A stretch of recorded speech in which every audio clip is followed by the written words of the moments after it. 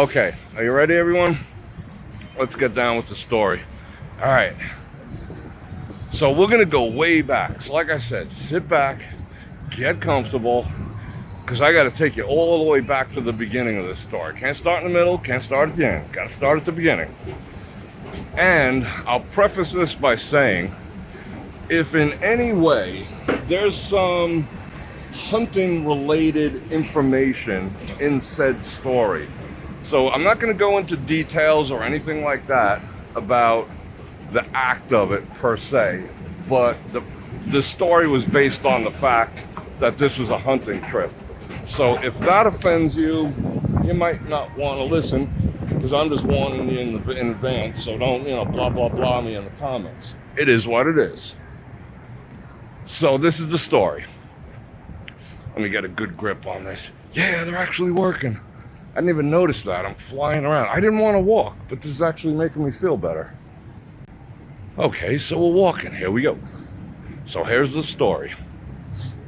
So my buddy and I would apply every year in the lottery in Montana for passes to go elk hunting at $600 a pop.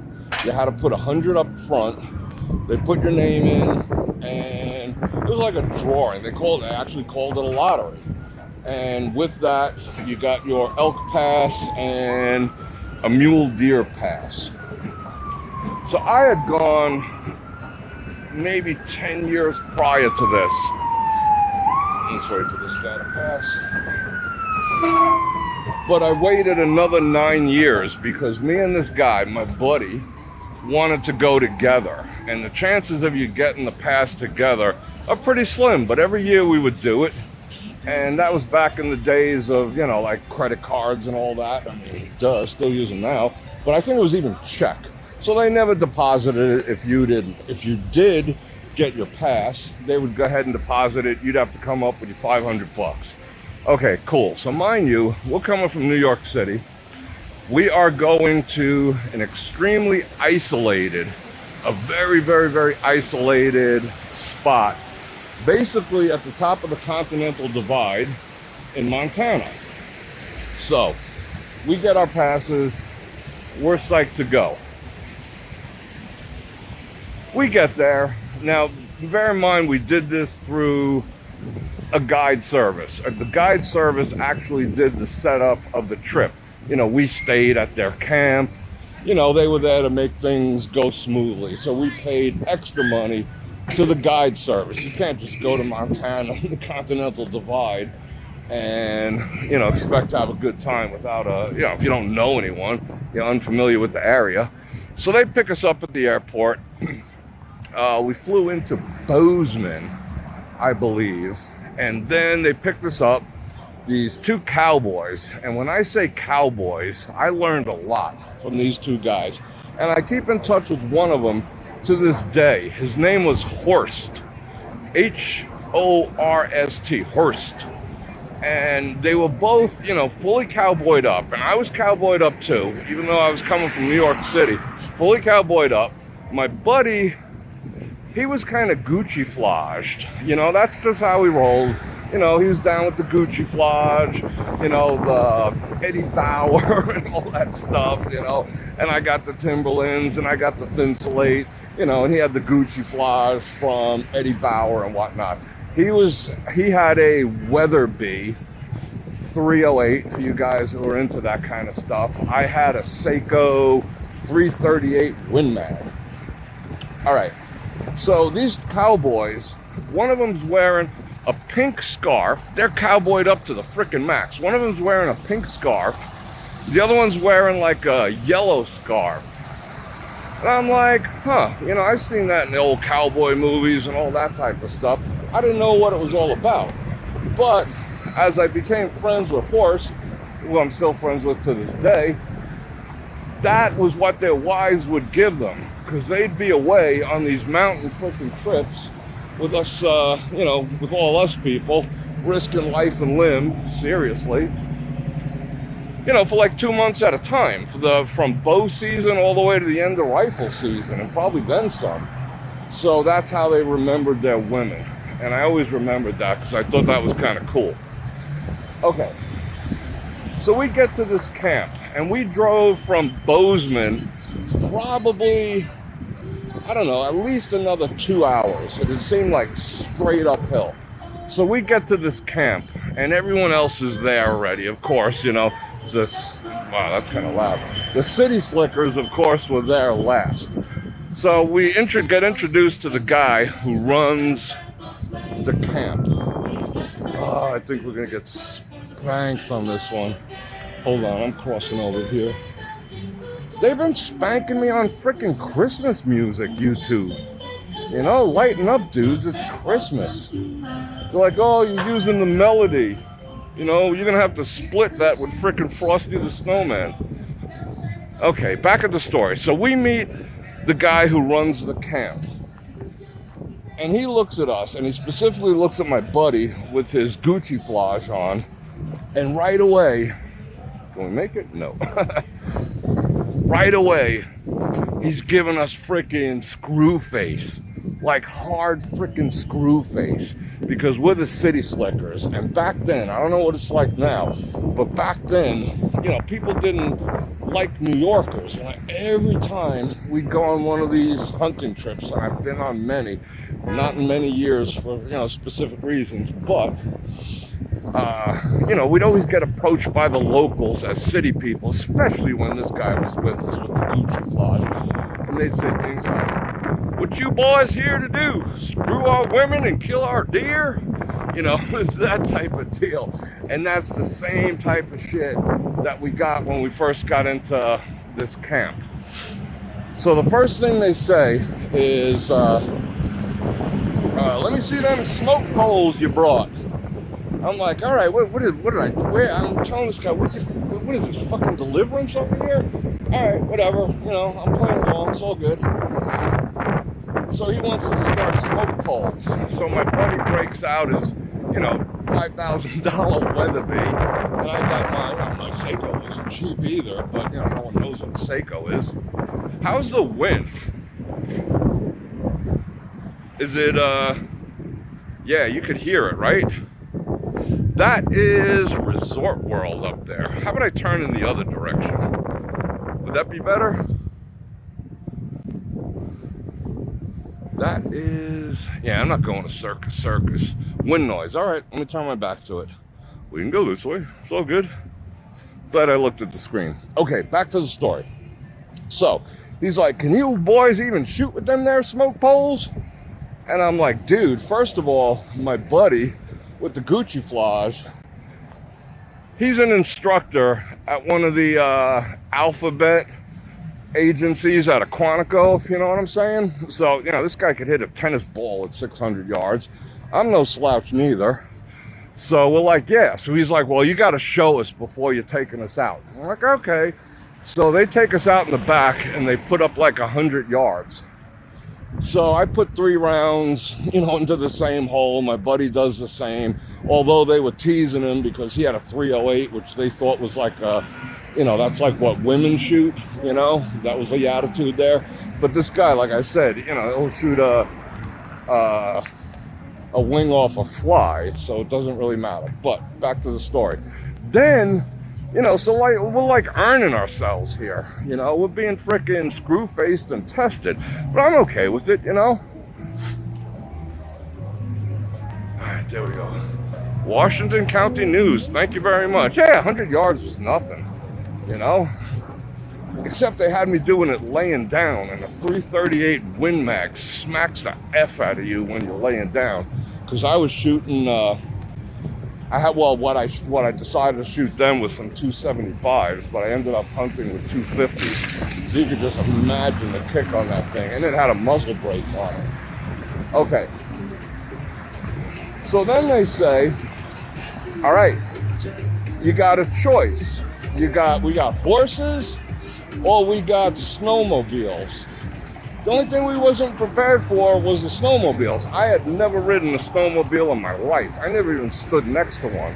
You know, they don't have them in Brooklyn. But I can ride. Believe it or not. Let me show you the secret. Once again, that is the secret entrance. how to get from the mall up to the strip. You park in the red G section. So I'm cool with the horses, and they're like, yeah, horses, so they're still like, taking their little pot shots over here. And I'm like, yeah, I could rock a horse. So they take us out to the stable, and they got some beautiful paint horses out there, American paints. And it was so freaking cold. We're at 11,000 feet here. It was so cold, they had icicles hanging off them. And genetically, when the paints are in that cold, their hair, fur, whatever you want to call it, grows longer. So they were hairy horses with icicles. So I proceeded to saddle one up. I just grabbed the saddle, threw it over, put his blanket on. I didn't even get on the thing. And they were like, hey, we're cool. Whatever. All right. So the next day, so it's horses for us. So the next day, now, this is the part of the story where it starts to get interesting. My buddy, and I'm going to call him my buddy because I don't want to call him out. He told me as soon as he got off the airplane that he was having problems breathing, and he was having, some issues with the altitude, because going into Bozeman, that's probably 8,000 feet, and we're from sea level. Brooklyn is, it's 2 feet above the sea. So he was having some problems right away. And on another trip, I found out that if you take creatine, which is a workout supplement, mix it with some sugar, and down that, as if you were going to go work out, it did something to cut down on the altitude sickness and on the ability to breathe. Okay, I was doing it. First thing I said, I was like, dude, I got plenty of this stuff. Now, bear in mind, I brought a giant sack of white powder onto an aircraft, and they would just, they just like moved it aside, didn't even look at it. All right, well, good. How do they know? But they knew, whatever. Rocking my creatine. Well, let's get some views. Yeah, the opening up the ATPs, bringing more oxygen. You got to consume a ton of water with it. So, okay, so there we are. And he's like, no, I'm not doing no steroids like you do. I'm like, dude, it's not a steroid. It's completely natural. It's in beef anyway. This is just a higher quantity, and I'm not feeling anything. I'm feeling good. He's like, oh, I'll get used to it. I'll get used to it. No problem. Okay, so the next morning, and bear in mind, it's like minus 20 in this camp, and they're old MASH style tents, and they had one person there who's, nitric oxide works. Yeah, absolutely. I like taking that stuff because the pump is awesome. Watching me and Die Hard, that's awesome too. Story's getting good now. Okay, so it's like minus 20, and one guy in this camp's job is specifically to throw wood in these wood-burning stoves inside these big canvas tents. Otherwise, we'd wake up dead like popsicles. So he kept us warm overnight. We get up at the butt crack of dawn or before, and they're like, all right, you guys ready? We're ready. So we get in a pickup, and we drive, and they got another vehicle with the horses. So we're with the same two dudes that, drove us in. Horst, and I don't remember the other guy's name. So we're all ready to go. And I have on me... You got a quarter, sir? Nope, not even a 20. What a jerk, man. That guy's routine gets old. You got a quarter, you say no. He's like, you got a 20? Meanwhile, he's probably got a Mercedes parked somewhere over here. You ain't fooling me, bro. Okay, so I got on me a light day pack, some munchies, your basic things. You're only going to be gone for the day. And my buddy does too. And I got on me, besides the 338 Win Mag, I had, I don't know why, but I had in a shoulder holster a Smith & Wesson 686 357 Magnum. And I also had my P12 Para Ordnance 45. That's like, it's not a hunting gun, that's a sidearm. Why did I have it? Because I could. You know, when you get to do cool shit like that. So I had 3 pieces on me, 2 handguns and a rifle. My buddy had his Beretta, I believe, and his Weatherby. So we go hauling off. We got our day packs. We get to the meeting spot with some other guys, and we're saying, like, how's this hunt gonna go down? He's like, well, we're gonna get you on a herd. And I'm like, okay, you know, then what? Well, we'll get you on a herd. If it's too far away, if you guys want to go on your own with the horses, you take the radio and you go split out the herd and whatever. Okay, cool. That's the game plan. Now, mind you, these other jackasses who we went with, there was a herd of about 300 elk down in this valley. And these other 2 D-wads just like fired into the herd. Bang, bang. And of course they're gonna hit something. I don't even know if they had time to see what they were actually aiming at. Bam, bam. You know, see them 2 drop, the rest of them run. And I'm like, that's not what we came here for. Put us on a herd and shoot into it and, you know, see what happens? Screw that, you know? So we get on the horses. Now this herd splits in 2. Goes left, goes right. So we take the radio from, not Horse, but the other guy. We hop on our horses and we go. So we go because we wanted to get, let me give you a view while the stories go. Yeah, fish in a barrel, that's stupid. I got a 45 long Colt. Okay, so I'm not doing that, you know? I mean, this is like a dream trip. Spent a lot of money. Probably spent like $3,000 on this trip. So there's no way I'm just gonna fire into a herd and then spend the rest of my, rest of my trip freezing my ass off in some canvas tent. Not gonna happen. So we went and made an adventure out of it. So we got on our horses, got the day packs. Now bear in mind, there's no scabbards on these saddles. So I had my rifle, you know, diagonal across my back. So did my buddy. So we go pursuing this herd because I'm looking for at least a 6-pointer. And when it comes to elk, you count the points by the side. So it's 6 on one side or 8 on one side. So I'm looking for a 6 or an 8. Okay, I'm not looking for no spike. What is he talking about? Okay. So, I don't know what that guy was trying to tell me. That's an interesting dialect.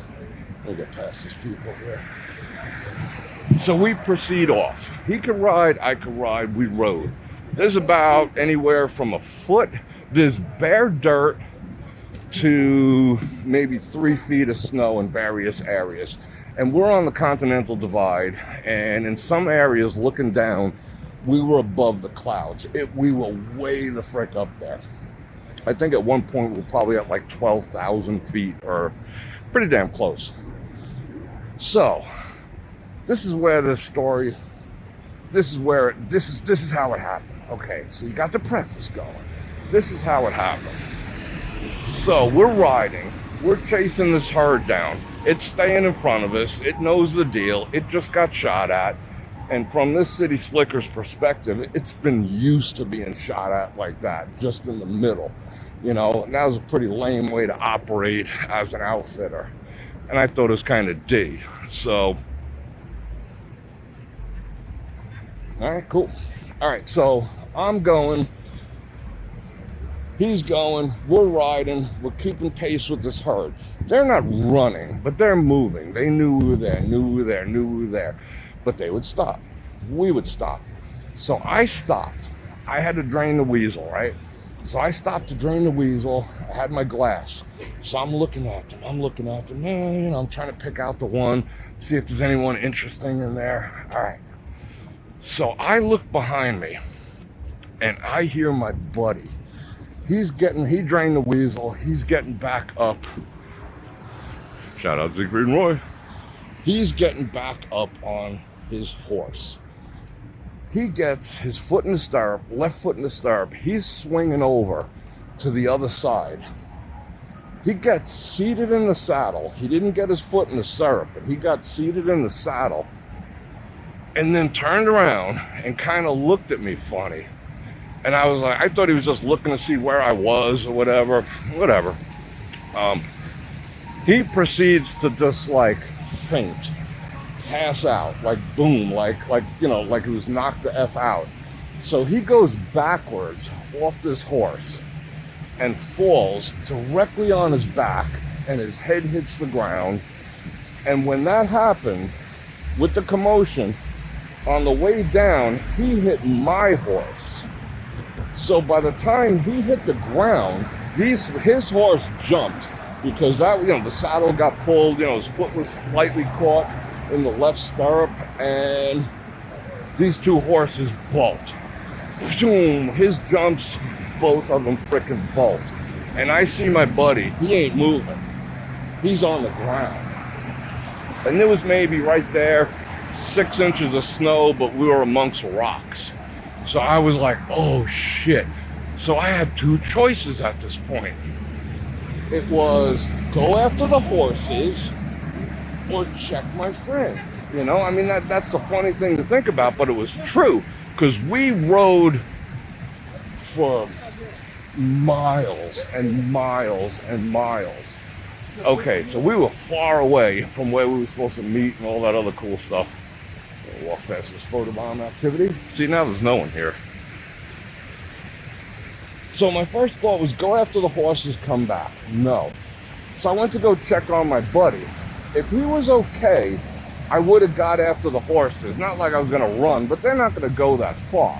Maybe they'll go 100 yards or something and, look around or start eating some shit. No. I get to my buddy. He had fallen directly on his rifle, which was diagonal across his back. And he had also smacked his head on a rock, and I could see blood in the snow. So I'm like, dude, good choice. Now later, I might have regretted that decision. It might have been the right thing to go after the horses, and you'll find out why, because, well, A, we had no horses. So, I'm tending to him. My day pack and his day pack are with the horses. They're with the horses. Plus, I come to find out later, he was the one who took the radio from Horse, so we didn't have a radio either, because he put the radio in his day pack when they were supposed to come and meet us. So we're shit out of luck as far as communication goes, on top of that. So here's my buddy. He is jacked up to the max. The cut wasn't so deep, that was no big deal. I packed some ice on it, he'll live. Hey, man. Yeah, okay, whatever. So I'm not worried about the cut, but his back is jacked up. And then I try to get him to his feet, and I find out that either his knee or his ankle is also twisted the way he came off the horse, because his foot was still in the stirrup. So here we go. So mind you, by this time it's about, shout out ducks in the middle of the night. Is it time for another show? Nah, I don't want to do another show. Let's get through the story. Okay, so I get my buddy to his feet, and it's about, by this time, it's probably about noon, give or take. So I'm like, well, what do we do? Well, this is simple. He can barely walk, so I take his... These guys going? Nope, I'm going. See ya. Now he rolls. Wait till I get in the street, dumbass. So I take his rifle, and I sling it over my back with mine. So now I got two. I got very little on me because everything was with the horses.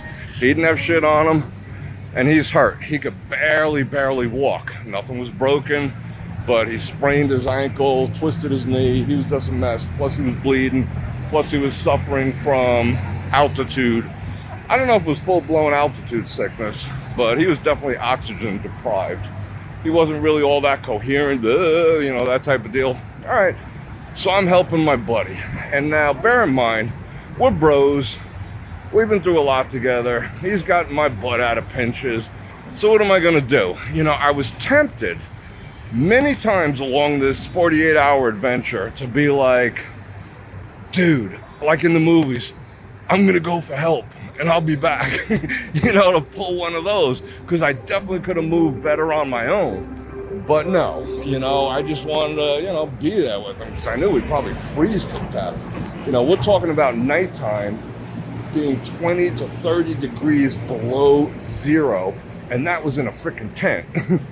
So we're like completely exposed to the elements, no space blankets, no shit. Okay, so it's starting to get dark. It's near dusk, put it that way. So I'm thinking, we're spending the night up here.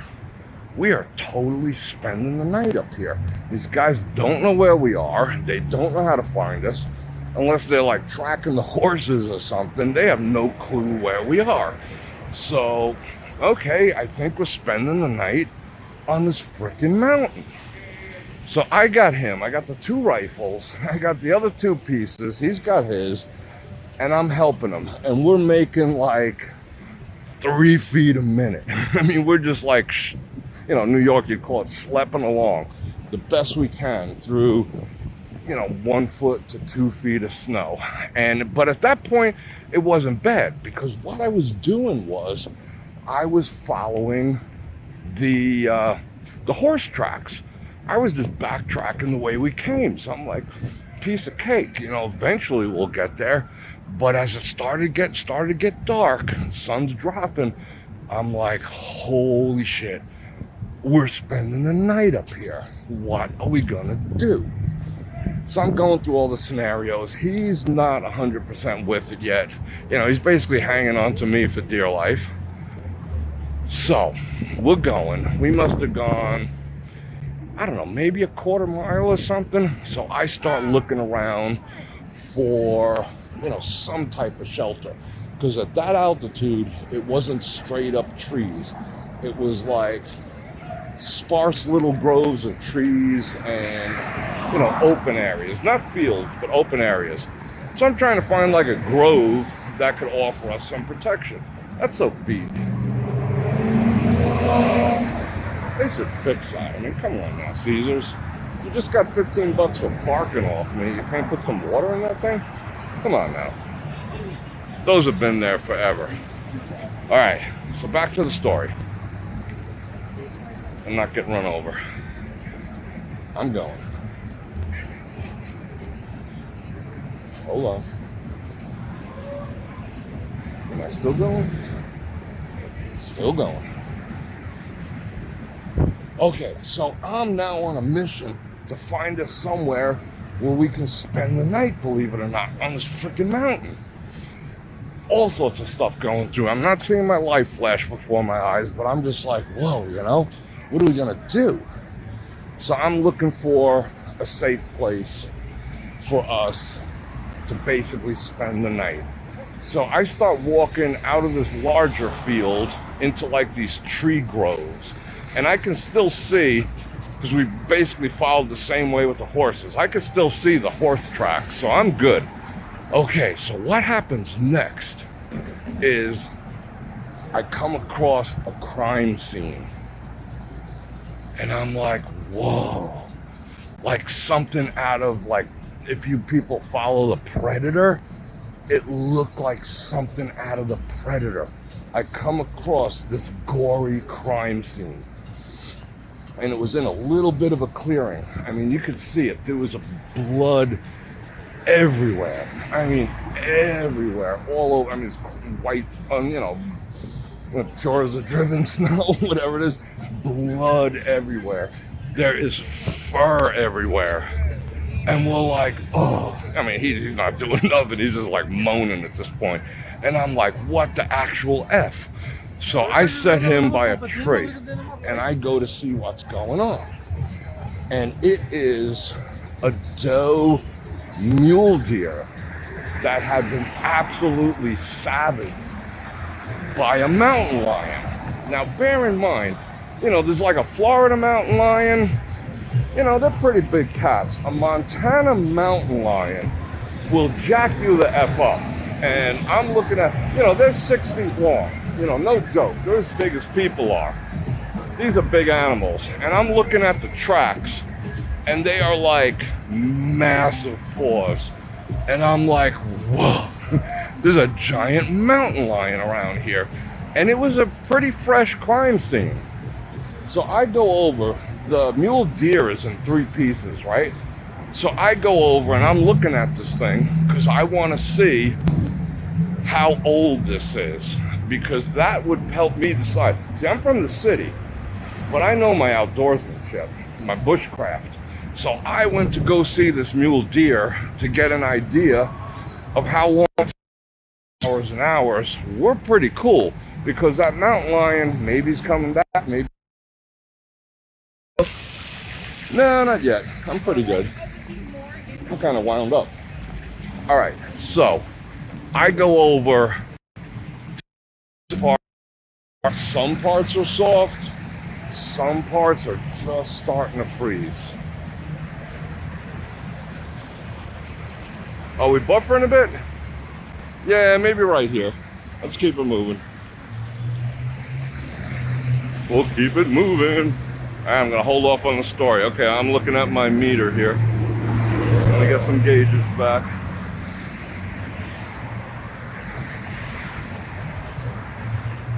Alright, we're going back up now. Okay, good. Yeah, right in front of that fountain's kind of weird. So stay with me. Okay, so I go over, and that's how they tend to kill them.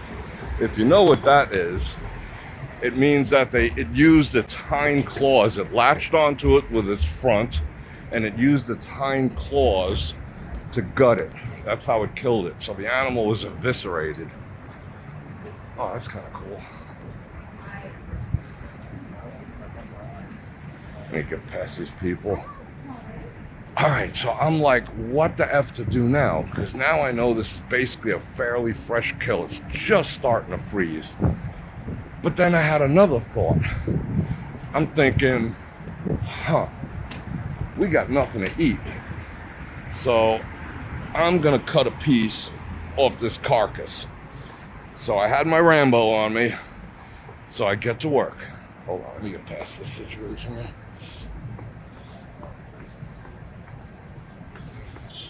That smelled good. I don't know what he was eating, but it smelled good. All right, good. Yep, had my Rambo on me. So I didn't have the compass in it, you know, but I had my Rambo on me, and it was sharp. So I go to the carcass, and my buddy's still over there. He's still, I was hoping he didn't have a concussion. So he had his eyes open, we're cool. So what I did was, I took the back straps off the animal, which for all intents and purposes is the tenderloin, for 2 reasons. One, it could be eaten raw. You know, it's not like chewy. If I took part of the leg, it'd be like chewing rubber bands. So I went for the back straps, and it's the tenderloin. So hey, whatever. So I get the back straps off. Now in my pocket, I have put a table.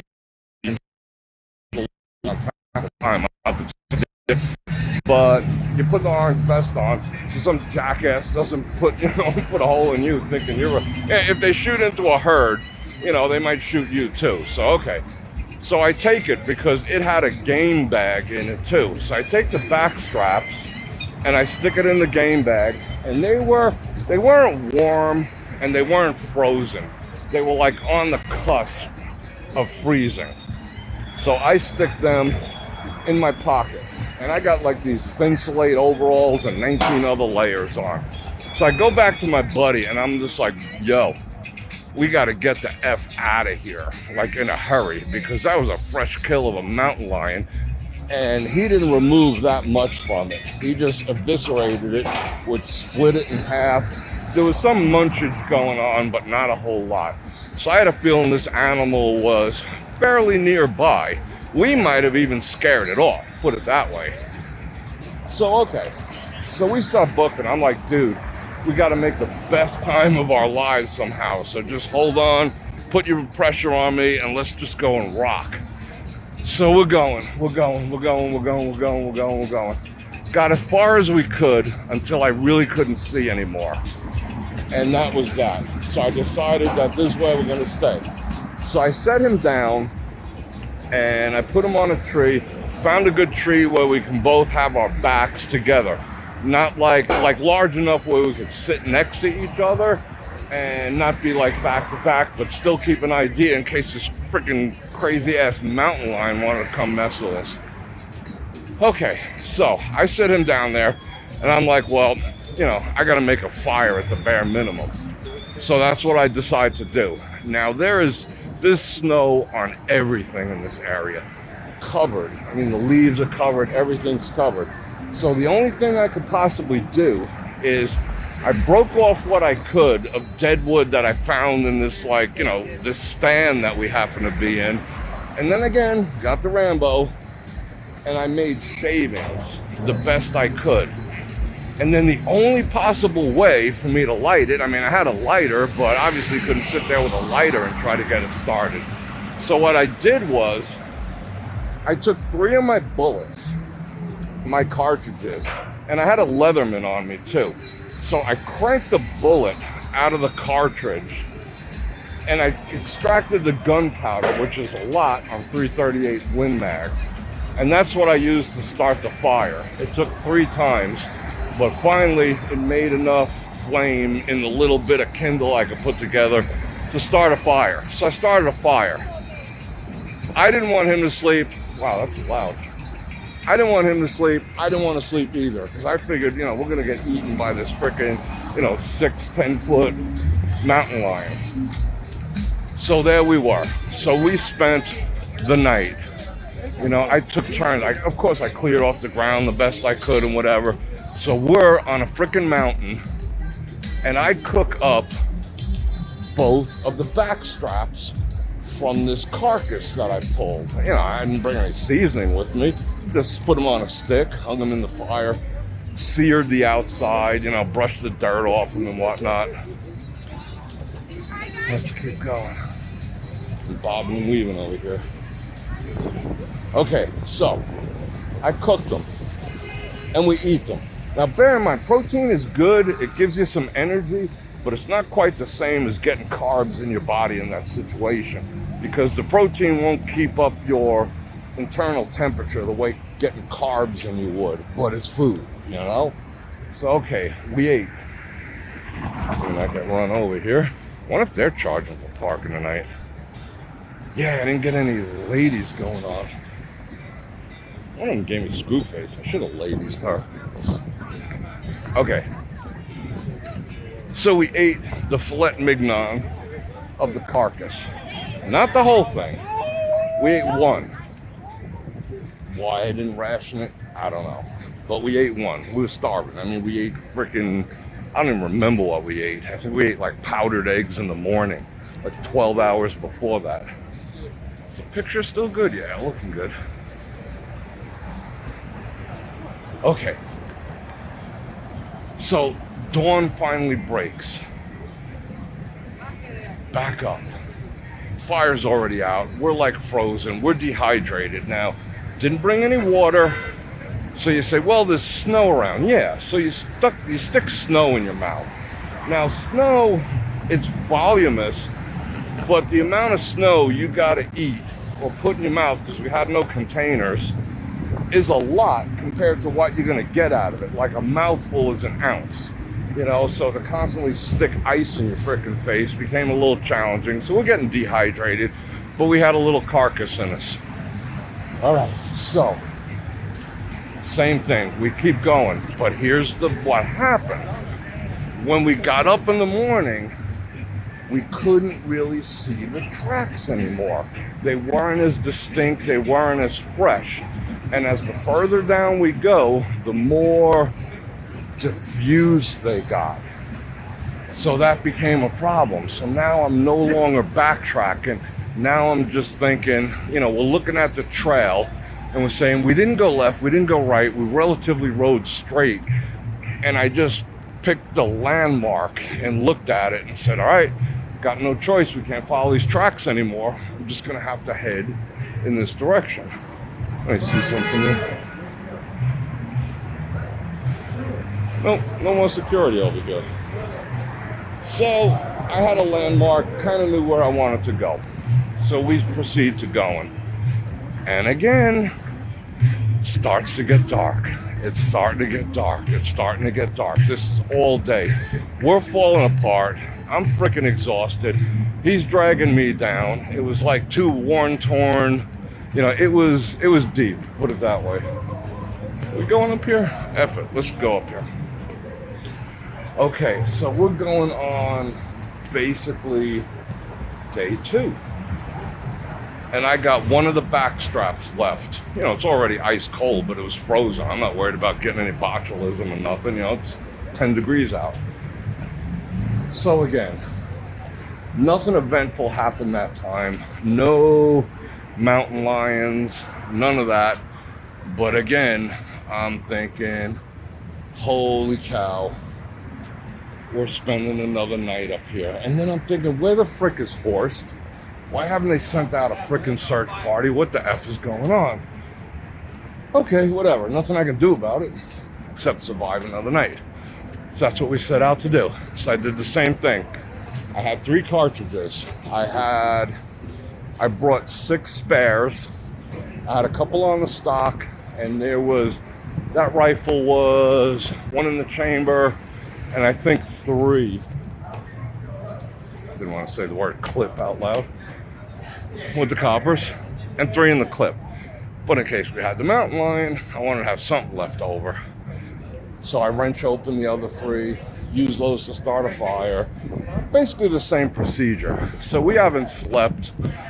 Going on 2 days. We're spending our second night on the mountain. Okay, he's not doing any better, and I'm getting worse. I think we're gonna chill once I find a spot here, because I'm walking way too much. But my shoulder isn't hurting. Let's get a view here. Wait, hold on. Okay, we're good. I think I'm gonna head over here, take in these sights. So the morning rolls around. Same thing. Got no choice but to keep moving. So we're at this on our second day. Oh yeah, I'm not even feeling it. I'm reliving everything. That's pretty awesome.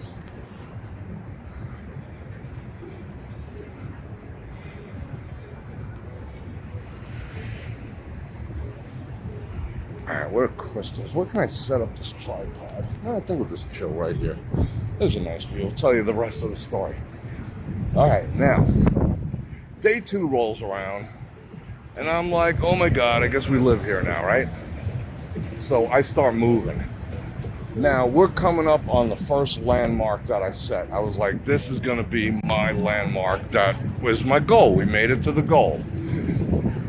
And this grove, for the first time, saw signs of, how would you say, civilization. Every, 20 feet, there was a no hunting, no trespassing sign on this big grove that we were heading towards. And after that, I didn't see any more clearings. All right, there we go. Didn't see any more clearings. So I'm like, well, this is a good sign, because I don't know where I'm going. At least we're on somebody's property at this point, which is a freaking miracle based on where we were. So we start going, and I'm like, I'm still going to head in the same exact direction and going downhill. I mean, you're not going to go uphill when you're lost in the mountains. You go downhill, right? Get this camera straight. So we're heading downhill, and we get about 10 minutes in, which really wasn't that far because I'm limping at this point. He's limping. I don't care what kind of boots you have. The feet were cold. I don't even want to take them off. What do we got? Gangrene. We're just like bear bait at this point. Okay. So, we're going through these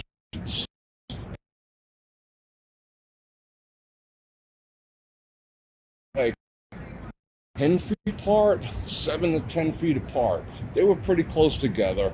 It was like a pines. I don't know what the heck they were. Should we go on the other side?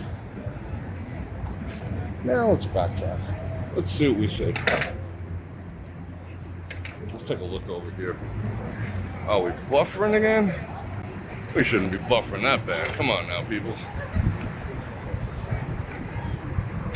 Nah, I'm back up to 5,000. We're not buffering. There's coppers over there. Okay, so back to the story. So now we're in this woods. I seen the sign, no trespassing, no hunting, private property. I'm like, this is a good thing. So I go deeper into it with my buddy. We're not making it all that far. Like I said, we're a mess. I mean, literally a mess at this point. But I hear out of the corner of my ear, I'm like, what the actual F is that? Going downstairs, I gotta be careful. I don't bust my other shoulder. And it's getting louder, it's getting louder. It's a helicopter, right? And it's coming in. That's how you Vegas. Yeah, man. Yeah. Okay, so there's a helicopter coming. And then there's another helicopter. There's two helicopters. They're two older black Hueys. One of them is laying off a bit, and the other one is coming directly above us. Black freaking helicopters. So we're like, you know, now the adrenaline's going, right? So I pull out the P12 that I had on my side, not the 357, because the freaking black helicopter's on top of me. I don't know what the hell's going on. He pulls out, I think to this day it was a Beretta. So we're okay, whatever. So this thing, this Huey is blowing the snow down out of these trees, which were probably about that high, maybe a little taller. Yeah, taller. And it's just hovering there, and it's blowing down on us. So all we can do is turn our faces. So we move away a little bit, and we see ropes. They throw ropes out the side. Two come out of each side. And then 4 dudes in black BDUs rappel down these ropes, and they had cowboy hats on. All right, that I thought was odd. If they had like helmets on, I would have been like, you know, what the actual F? But they had black BDUs and black cowboy hats, and they had fluorescent orange bands on them, like hunter safety bands on the top. So like, okay. And they rappel out of this freaking helicopter with MP5s. So they climb, they're sliding down the ropes, they hit the ground, look cool as fuck. I would have done the same thing. And they're pointing their MP5s at us. And they're like, drop your weapons. And we're like, you know, I was tempted to say, no, drop yours first. You know, how many times in life do you get to say that? You know, a line from the movie. No, drop yours first. But theirs was the one with the helicopter. So we complied. I didn't drop it. My shit ain't going in the snow. I reholstered it. My buddy didn't drop his neither. So they're pointing their MP5s at us. Yeah, let's wait for this dude. So they're like, you know this is private property. What the actual F are you doing on this private property? And I'm like, listen, we've been out here for like 48 hours and whatnot. He's like, you're those guys? I'm like, yeah, we're those guys. And he's like, okay. He's like, can you climb? And I'm like, yeah, I could climb. I don't know what the hell I'm climbing. I ain't climbing up that rope, you know? But he's like, can you climb? And I'm like, yeah, pretty sure I can still climb, but my buddy here can't climb. He's like, all right, cool. So the helicopter, mind you, is still hovering, but he's hovering at a higher altitude because all the frickin' snow's blowing out of the trees.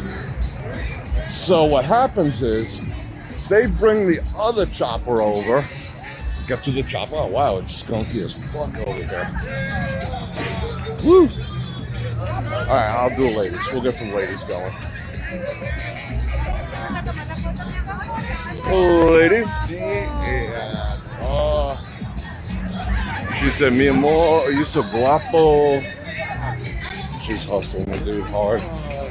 So they bring over the other one, which there was no one in, and they lower down a harness.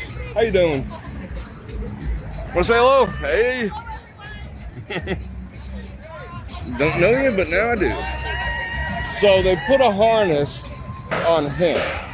you know, like a rappelling harness with the carabiners and everything, hook them up to a rope, and they hoist them up, not by hand. They had like an electronic winch. So he goes into one chopper, and what they do on me is they put me in the same harness, except on the chopper that had these paramilitary dudes in it, they didn't have a winch. So they dropped a, you know, one of them rope ladder thingamajigs. So they dropped that down. It's like 50 feet or so, something like that. So two of them go up it, and then I go up it, and then the last two go up it. And we commenced to flying. So I'm hanging out the side of this chopper. It was just badass, right? And they're asking me all sorts of questions and whatever. And they requested, obviously, that we, you know, unchamber the rounds and whatever that we had and all this other good stuff. The only thing I didn't do it on was my 686 Smith, which was in my arm, you know, in my shoulder holster under my arm, but I didn't touch that thing. But we were, you know, we're okay. So we're flying. Flying through the air with the greatest of ease. It was just badass AF. And I'm like, oh my God. Besides the fact that I thought they were going to come, you know, black bag us, you know, for whatever reason, it turned out to be a pretty cool adventure. And finally, we're getting off the mountain. And they kind of knew that there was some guys up on the mountain. So obviously, when they didn't find us, you know, they put word out.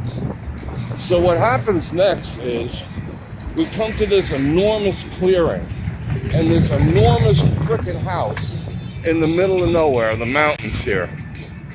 What's that guy doing? Richizoid.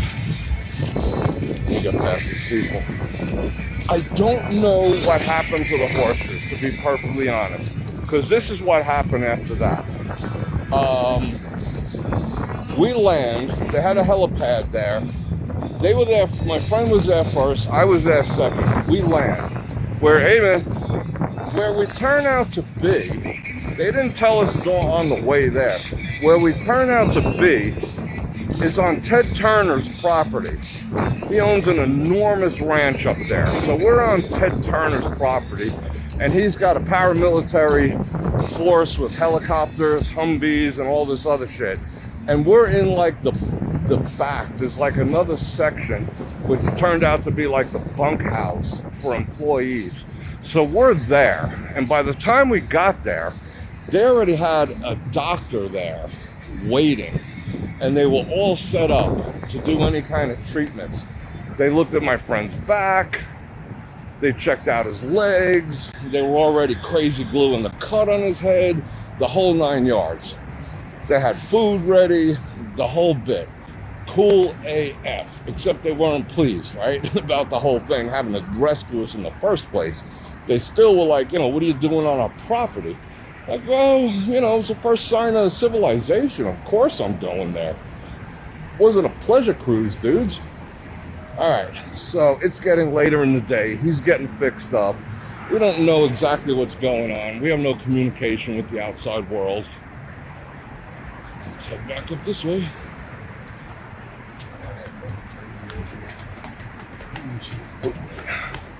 Is that a transaction we just caught? I think so. Exactly. I get over it. But we're sitting there, they're feeding us, and in comes Ted Turner. And I knew who he was and whatever. And he's just like, so, you were the guys who caused all this ruckus. He didn't use the word ruckus, but you were the guys, huh? I'm like, yeah. So we chatted for, I don't know, all of 5 or 10 minutes. I mean, he was acting like he was going to ask us to pay for it or something. But ultimately, he was cool. You know, he just said, as long as you guys are all right, it's all good. We might buffer again right here.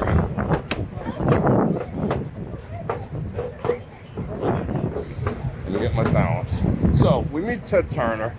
We end up sleeping there the next night and had a good time. Never got into the main house, never saw him again.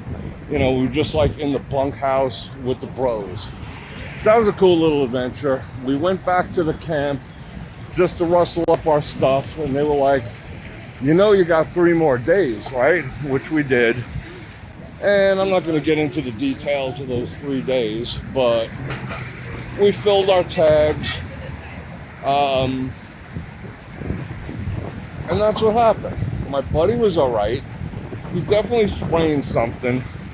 He took his elk, tied it to the horse, on the horn. We dragged it out. It wasn't that far. We had a good time after that. And that's my story. So I spent over 48 hours on a mountain to get rescued by Ted Turner's security team. How about that? Jane Fonda was not there. I have no interest in Jane Fonda whatsoever. So that's my story. So I started fire with bullets, ate off a mountain lion kill. It was like straight out of Outdoor Life. That could have been like a Lifetime movie. But that's my story. And I hope you enjoyed it.